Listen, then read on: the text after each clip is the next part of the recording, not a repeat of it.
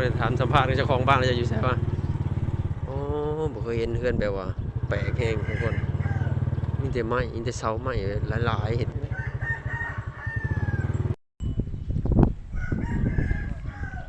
ทั้งสูงทั้งนั้นเนาะบ้านก็เจ้ามีหลังเดียวในหมู่บ้านนี่ต่างหมู่เนาะ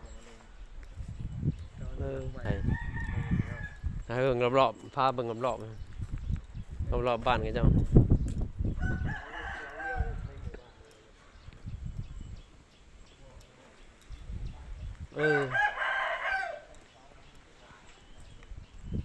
สูงแฮง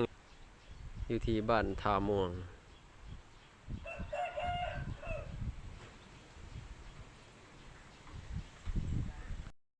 คือแบบว่าสมัยก่อนเจ้าต้องแบบใช้คนแบบว่าเอายังขาดเอาเปิดยังขวด